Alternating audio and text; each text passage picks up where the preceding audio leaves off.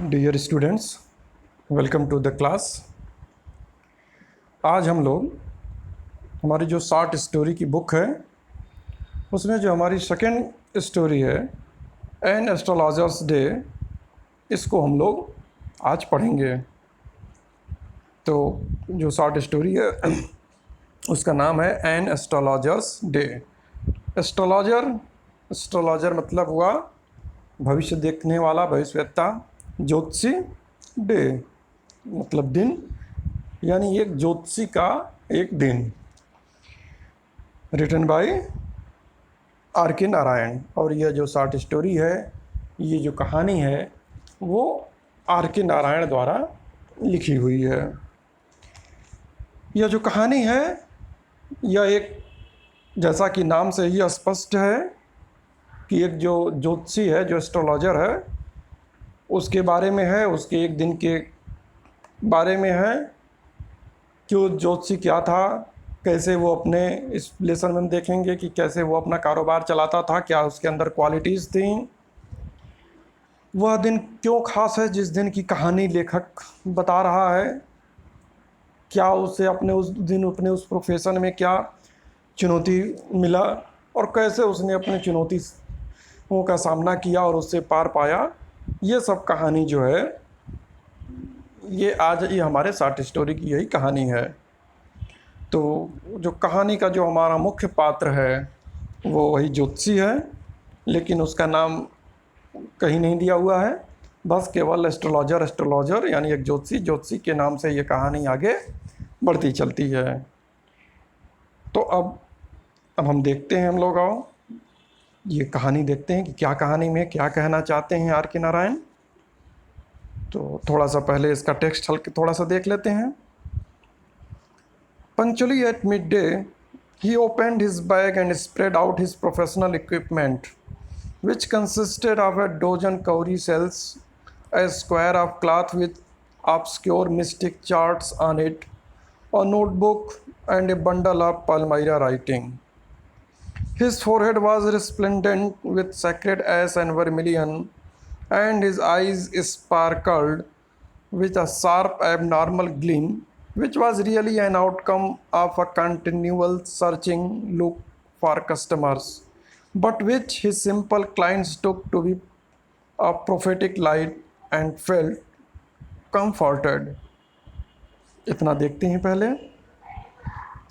तो कहानी की शुरुआत जो है सीधे आर के नारायण करते हैं, सीधे बिना कोई भूमिका के, अचानक ही उसके डे टू डे वर्क से, उसके क्या उसकी दिनचर्या है उससे कह रहे हैं कि पंक्चुअली एट मिड डे, प्रत्येक दिवस को मिड डे में, जब लगभग दोपहर का समय लगभग होता है, पंक्चुअली एकदम नियम से, यानी कि हमेशा नियम से दोपहर के समय ही ओपनड हिज बैग, वह अपना बैग खोलता है।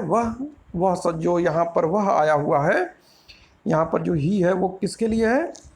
एस्ट्रोलॉजर, ज्योतिषी के लिए है कि ही ओपनड हिज बैग, कि जो ज्योतिषी है वो अपना बैग खोलता है and spread out his professional equipments, अपना बैग खोलता है और उसके बाद वो जितने भी प्रोफेशनल इक्विपमेंट होते हैं, प्रोफेशनल इक्विपमेंट्स का अर्थ हुआ, प्रोफेशनल मतलब उसके व्यवसाय के लिए, इक्विपमेंट मतलब जो भी उसके साजो सामान हैं, उसके व्यवसाय के लिए, उसके कार्य में जो भी साजो सामान लगते हैं उनको वो स्प्रेड करता है, यानी कि उसको फैलाता है। वो प्रत्येक दोपहर को आने के बाद, अपने जगह पर आने के बाद, जो ज्योतिषी है वो अपने पूरे साजो सामान को, अपने सभी सामान को फैलाता है।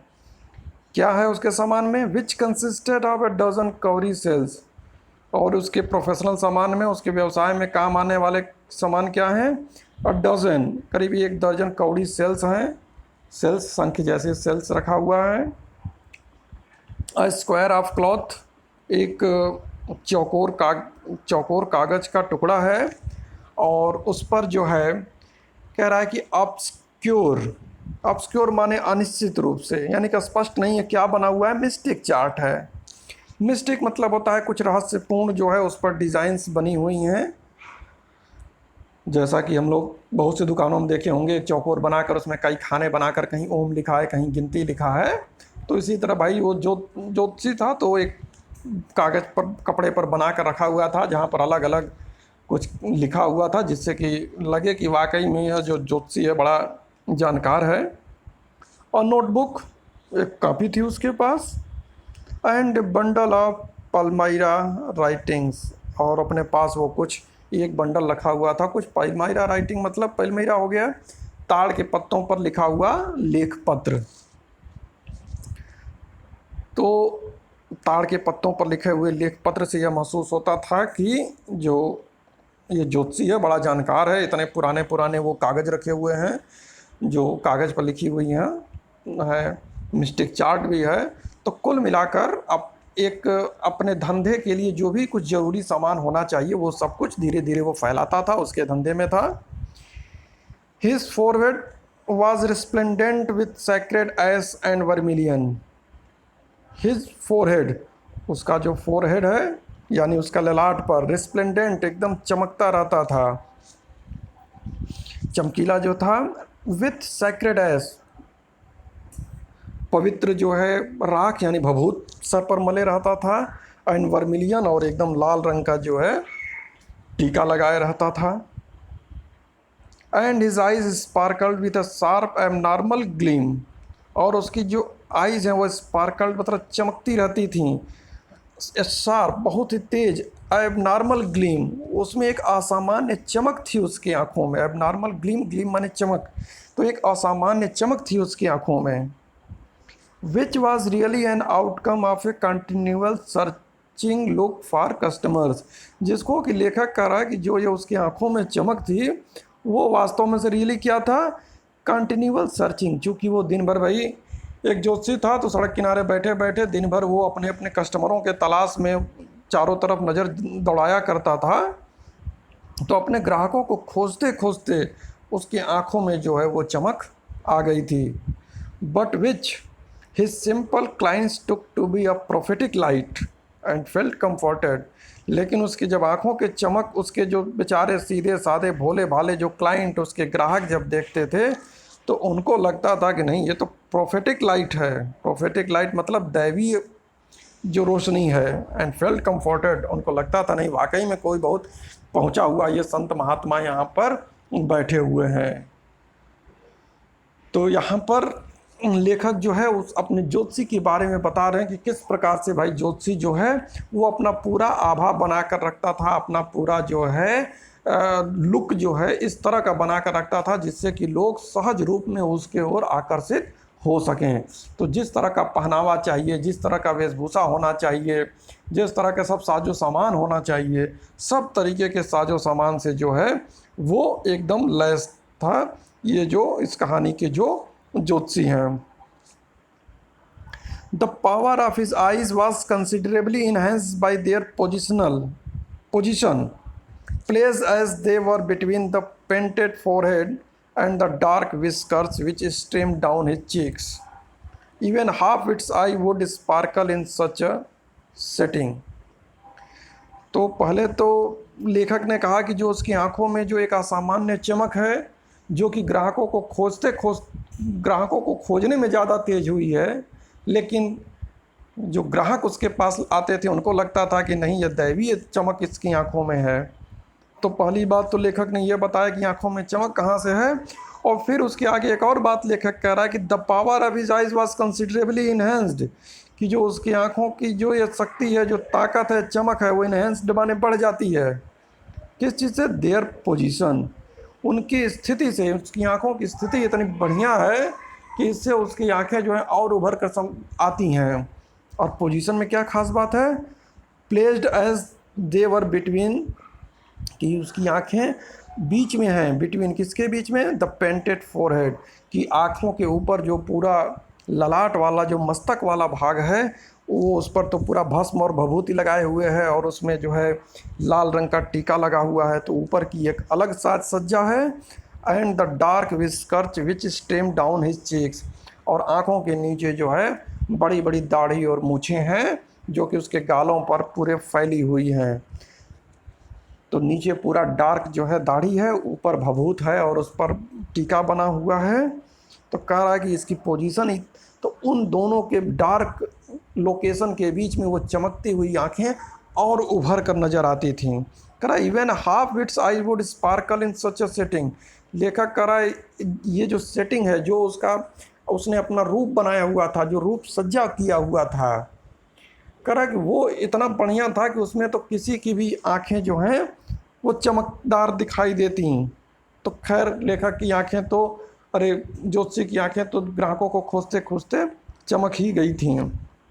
कह रहा है कि कुल मिलाकर उसने अपना रूप सज्जा बहुत अच्छा बनाया हुआ था, जिससे सहज रूप से उसकी ओर लोग आकर्षित हो सकें। तो तुम लोगों ने प्यारे बच्चों खुद देखा होगा, गाजी शहर में भी देखा होगा, जो बैठे रहते हैं जो कुछ ज्योतिषी लोग सड़कों के किनारे पर, किस तरह से अपने पास वो कुछ किताबें जो हैं रखे होते हैं, दाढ़ी और भगवा कलर का कपड़ा पहनकर एक लुक देते हैं ज्योतिषी वाला, कि लोग सहज आकर्षित हों उनकी ओर, ज्ञानी समझकर उनको।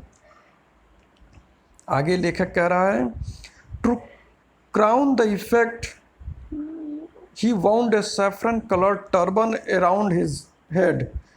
और कह रहा है कि टू क्राउन द इफेक्ट, और अभी जो पूरा रूप सज्जा उसने किया हुआ है, जो वेश धारण किया, उसको और ज़्यादा क्राउन करने के लिए और बेहतर बनाने के लिए क्या किया हुआ था ज्योतिषी ने? He wound a saffron coloured turban around his head. उसने सैफरन कलर का, एक भगवा कलर का जो है टर्बन, यानी कि एक पगड़ी जो है वो अपने सर के चारों ओर भगवा कलर का पगड़ी भी बांधे हुए था, यानी सर पर भगवा पगड़ी, बीच में मस्तक पर भभूत और लाल रंग का जो है रोली का टीका, चमकदार आंखें, बड़ी बड़ी दाढ़ी और मूछें। तो पूरा जो लुक था वो किसी एक जाने माने पहुँचे हुए संत महात्मा की तरह जो है ज्योतिषी देखने में लगता था। This colour scheme never failed. लेखक करा ये जो कलर स्कीम है, ये जो भगवा कलर वाला जो स्कीम है, वो कभी फेल नहीं होता है। ये बहुत ही अच्छा प्रभाव ग्राहकों के ऊपर डालता है। People were attracted to him as bees are attracted to cosmos और डहलिया स्टाक्स। कह रहा है कि लोग, पीपल, आम लोग उसके ओर उसी तरह से अट्रैक्ट होते थे, उसकी ओर आकर्षित होते थे, जिस प्रकार कह रहा है बीज जो है, मधुमक्खियाँ जो हैं वो डहलिया पौधे की ओर, डहलिया के फूल की ओर, पुष्प की ओर जिस प्रकार मधुमक्खियाँ आकर्षित होती हैं, उसी प्रकार लोग जो है उसके भाव भंगिमा को देखकर, उसके बाहरी आवरण को देखकर, उसके पहनावा को देखकर लोग सहज रूप से उसकी ओर आकर्षित हो जाते थे। इस तरह से उसने अपना पूरा वेशभूषा बनाकर वो ज्योतिषी जो है रखता था। तो यहाँ तक तो लेखक ने उसके बारे में बताया। अब जो है वो उसके आगे उसके कहाँ पर उसके बैठने की भी स्थिति बता रहा है कि किस प्रकार वो सब कुछ उसने जो है एकदम प्रोफेशनल तरीके से व्यवस्थित किया था, जिससे कि ज़्यादा से ज़्यादा लोग उसकी ओर आकर्षित हो सकें। He sat under the boughs of a spreading tamarind tree which flanked a path running through the town hall park. He sat, वो बैठता था, under the boughs of a spreading tamarind tree, कि वो बैठता था, बोझ माने की शाखाओं के नीचे, स्प्रेडिंग, एक टैमरिंड का पेड़ था, एक इमली का पेड़ था, जिसकी शाखाएं जो हैं पात, जो टाउन हॉल का जो रोड था, उस रोड के ऊपर तक जो है एक बड़ा सा इमली का पेड़ था, उसी के शाखाओं के नीचे जो है यह जो ज्योतिषी है वो बैठता था। It was a remarkable place in many ways. और करा ये जो जगह का चुनाव भी था वो भी ऐसा नहीं है किसी भी जगह बैठ गया था, नहीं। लेखक कह रहा है कि ये बहुत रिमार्केबल प्लेस था, बहुत ही खास स्थान था, जहाँ पर ज्योतिषी ने जगह जो चुना था बैठने के लिए, अपने उस धंधे के लिए, अपने उस प्रोफेशन के लिए। A surging crowd was always moving up and down this narrow road, morning till night। करा इस रोड की, जो टाउन हॉल की रोड थी, इसकी खास बात क्या है कि a surging crowd, एक बढ़ी हुई भीड़, एक हमेशा लोगों की भीड़, always moving up and down, हमेशा इस रोड से इधर उधर जो है, इस पतली जो रोड थी इधर से उधर, हमेशा मॉर्निंग टिल नाइट, सुबह से लेकर रात तक लोगों की भीड़ इस रोड से, दिन भर भीड़ भाड़ इस रोड पर रहता था, लोग इधर उधर गुजरते रहते थे। क्योंकि उस ज्योतिषी के प्रोफेशन के लिए बहुत ज़रूरी है कि जहाँ पर लोगों की भीड़ हो, क्योंकि जब लोगों की भीड़ होगी तो उसी में से कुछ लोग जो है उसकी ओर 10%, 5% लोग भी अगर उसकी ओर आकर्षित होकर उसके पास पहुँचेंगे तो उसका काम चल निकलेगा। इसलिए उसने यह रोड चुना था जो कि दिन भर लोगों की भीड़ से भरा रहता था। A variety of trades and occupations was represented all along its way. इस रोड की खासियत थी कि वैरायटी ऑफ ट्रेड्स, तरह तरह के जो है यहाँ पर दुकानें थीं, तरह तरह के व्यवसाय और धंधा करने वाले लोग थे इस रोड पर, इसलिए इस रोड पर दिन भर जो भीड़ लोगों की बनी रहती थी। करा medicine sellers of stolen hardware and junk, magicians and above all an auctioneer of cheap cloth who created enough din all day to attract the whole town। तो कह रहा इस पर कुछ मेडिसिन सेलर, दवा बेचने वालों की कुछ दुकानें थे, कुछ मेडिकल हॉल थे, चुराए हुए सामान को बेचने वाले और कबाड़ बेचने वालों की दुकान थी इस पर। यहाँ तक कि कुछ जादूगर भी इस रोड पर थे जो जादू दिखाया करते थे। एंड above all, और करा इन सबों से ज़्यादा कोई भीड़ बटोरने वाला था तो एंड ऑक्शनरियर ऑफ चीप क्लॉथ, एक सस्ते कपड़े की नीलामी करने वाला था। ऑक्शनरियर यानी जो नीलामी करता था सस्ते कपड़ों की। हु क्रिएटेड, और यह जो कपड़े की नीलामी करने वाला जो था, क्रिएटेड एनफ दिन भर जो है अच्छा खासा जो है शोरगुल जो है अपनी ओर अट्रैक्ट करता था, कि दिन भर उसके दुकान के आसपास खूब शोर गुल मचता रहता था, खूब उसके यहाँ कोलाहल होता रहता था, लोगों की भीड़ वो अपने आसपास इकट्ठा करता रहता था। Next to him in vociferousness came a vendor of fried groundnut who gave his ware a fancy name each day, calling it Bombay ice cream one day, and on the next Delhi almond, and on the third Raja's delicacy, and so on so forth, and people flocked to him। करा उसी कपड़े जो बेचने वाला जो था, जो कि दिन भर कोल शोर करता रहता था, नेक्स्ट टू हिम इन वोसिफेरसनेस, तो उसके शोरगुल का मुकाबला करने के लिए उसके बगल में एक था वेंडर ऑफ फ्राइड ग्राउंडनट, एक मूंगफली बेचने वाला था, जो कि वो किसी मामले में कम नहीं था, वो भी पूरा भीड़ दिन भर इकट्ठा करता था। क्या उसकी टैक्टिस थी मूंगफली बेचने वाले की? Who gave his ware a fancy name each day, वो रोज़ाना अपने सामान को यानी अपने मूंगफली को कुछ न कुछ फैंसी नेम देता था, कुछ नए नए नाम देता था। कॉलिंग इट बॉम्बे आइसक्रीम, किसी दिन वो अपने मूंगफली को कहता था बम्बई का आइसक्रीम है, किसी दिन कहता था कि ये दिल्ली का बादाम है, किसी दिन कहता था ये तो राजाओं वाली चीज़ है, and so on and so fourth. इसी तरह रोज़ कुछ कुछ यूनिक नाम रखता था, जिससे कि और इस तरह से बेचता था कि लोग पीपल फ्लॉक टू हिम, लोगों की भीड़ उसके दुकान पर हमेशा जुटती रहती थी, लोगों की भीड़ हमेशा वहाँ पर जुटती रहती थी, लोग उसकी दुकान पर आते रहते थे। A considerable portion of this crowd dallied before the astrologer too, तो अब ये जो कपड़े बेचने वाला था, जो दिन भर लोगों की भीड़ जुटाता था, या ये जो मूंगफली वाला था, ये जो इतना ज़्यादा लोगों को अपने ओर आकर्षित करता था, तो उसी के बगल में ये ज्योतिषी भी अपना स्थान बनाया हुआ था, जिससे कि considerable portion of this crowd, कि जो अच्छी खासी संख्या जो आती थी उन दुकानों पर, वो डेलीड बिफोर द एस्ट्रोलॉजर टू, वो डेलीड करने के लिए यानी अपना मनोरंजन करने के लिए वो एस्ट्रोलॉजर के पास भी आ जाते थे, कि चलो भीड़ में शामिल हुए, कुछ देर कपड़े की उन्होंने नीलामी में भाग लिया, फिर थोड़ा सा मूंगफली खाया, मन हुआ तो हुआ कि देखो भाई बगल में जोशी बैठे, आओ थोड़ा सा इनसे भी हाथ दिखा लिया जाए अपना।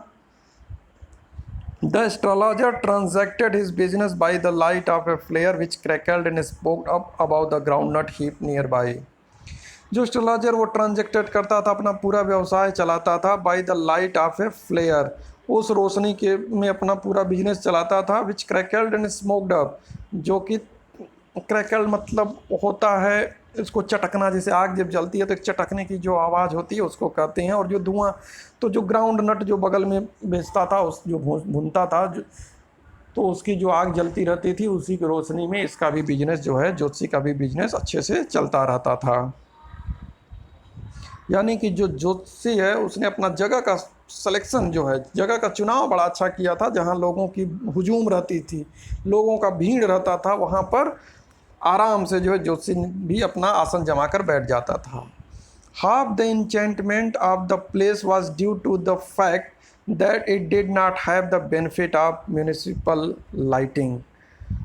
लेखक कह रहा हाफ द इंचेंटमेंट, ये जो सब कुछ इतना ज़्यादा जादुई लग रहा था, इंचेंटमेंट माने जादुई वातावरण जो था, इस जगह का, वो किस कारण था? ड्यू टू द फैक्ट, वो इस कारण था क्योंकि यहाँ पर म्यूनिसिपल की लाइटिंग नहीं थी, यानी प्रॉपर रोशनी की व्यवस्था नहीं थी, इसलिए यहाँ थोड़ी कम रोशनी की व्यवस्था थी, आग वाली रोशनी थी, इसलिए यहाँ पर ये जगह और ज़्यादा जादुई देखने में लगता था, और ज़्यादा रहस्यमयी लगता था, जिससे कि उसके व्यवसाय को, ज्योतिषी के व्यवसाय को और बल मिलता था।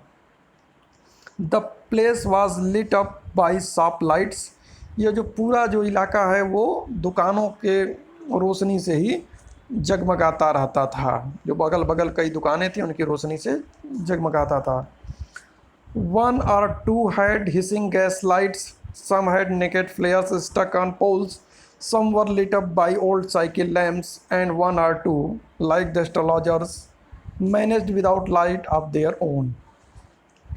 कह रहा है कुछ 1 or 2 had hissing gas light, कुछ दुकानदारों के पास गैस लाइट थी, कुछ जो है वो naked flares stuck on the poles, कुछ जो है सीधे जो डिबरी जैसे होती है कि सीधे आग को जो है पोल से लटका कर डिबरी जलाकर काम चलाते थे, कुछ लोगों के पास पुराने लैंप हुआ करते थे, उससे वो रोशनी करते थे। एंड 1 or 2, और 1-2 ऐसे भी थे जिनमें कि हमारा ज्योतिषी भी शामिल था, manage without lights of their own, जो कि बिना अपने लाइट के भी अपना काम चलाते थे। यानी जो बड़ी बड़ी दुकानें थीं वो तो अपना कोई गैस लाइट वाला है, कोई सीधे डिबरी से काम चला ले रहा है, कोई पुराना लैंप जला रहा है, तो सब लोग कुछ न कुछ रोशनी अपना व्यवस्था किए थे। और जो हमारे कहानी का जो एस्ट्रोलॉजर है, ज्योतिषी है, वो इन्हीं लोगों की रोशनी से अपना काम चला लेता था, वो अपनी कोई व्यवस्था करके रखता नहीं था। It was a bewildering criss-cross of light rays and moving shadows।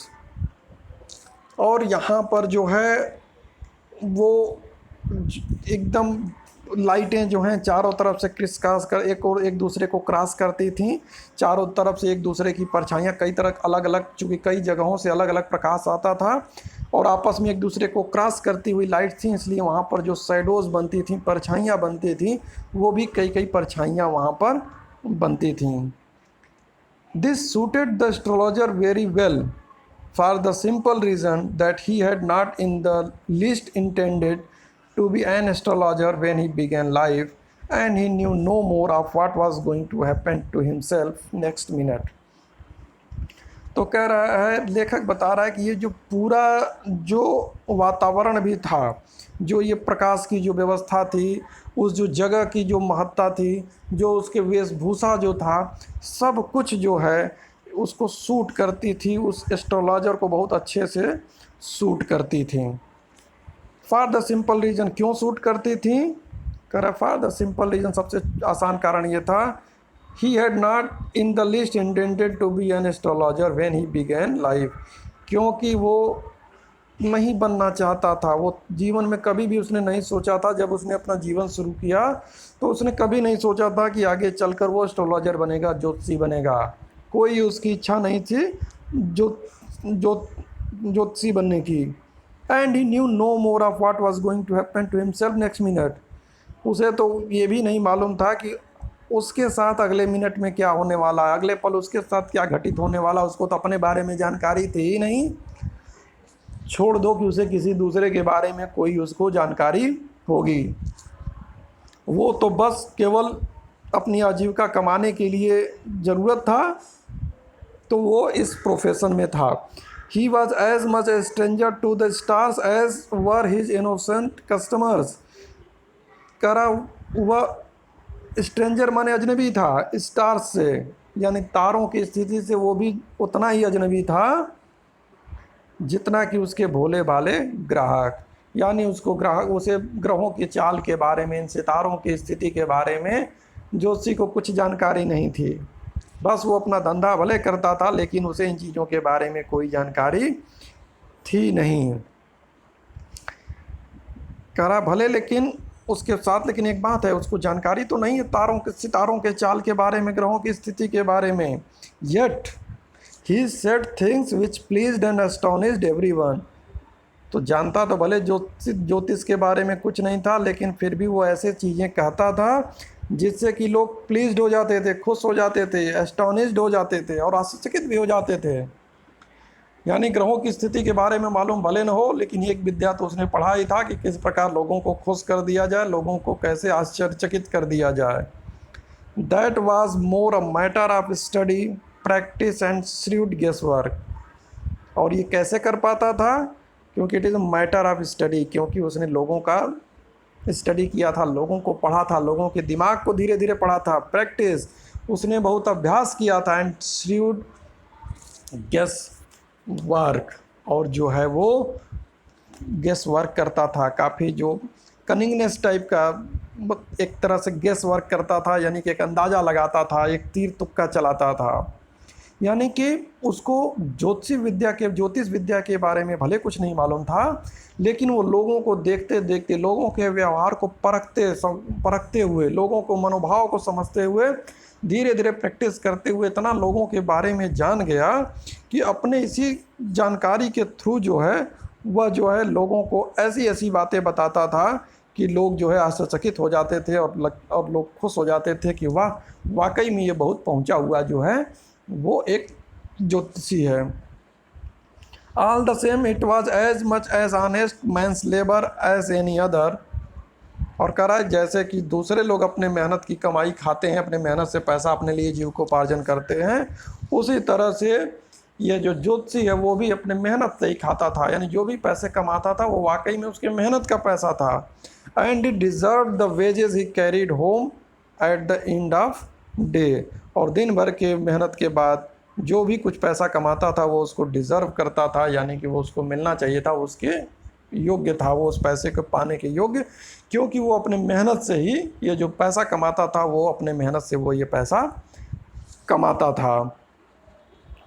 तो इस तरह से अभी हमने फर्स्ट क्लास में आज देखा कि किस तरह से लेखक ने जो है ज्योतिषी के बारे में वर्णन किया, उसके वेशभूषा के बारे में, उसके पहनावा के बारे में, उसके मेकअप के बारे में, उसके जगह के सिलेक्शन के बारे में कि जगह कितना उसने अपने लिए अच्छा चूज़ किया हुआ था बैठने के लिए, और उस जगह की क्या खूबियाँ थीं और क्या क्वालिटीज़ थी उसके अंदर जिनके द्वारा वो लोगों को उनके भविष्य के बारे में बताता था। हालांकि लेखक ने वहीं पर स्पष्ट कर दिया है कि उसे जो है तारों का कोई जानकारी नहीं था, तारों और ग्रहों के बारे में कोई जानकारी नहीं था, यानी ज्योतिष विद्या के बारे में उसे जानकारी नहीं था, लेकिन लोगों के व्यवहारों को अध्ययन करते करते वो इतना जान गया था कि उसी के आधार पर लोगों को वो उत्तर बताकर लोगों को आश्चर्यचकित कर देता था और अपना काम चलाता था। तो आज के लिए इतना ही, फिर हम लोग नेक्स्ट क्लास में इसके आगे देखेंगे। Okay, good bye.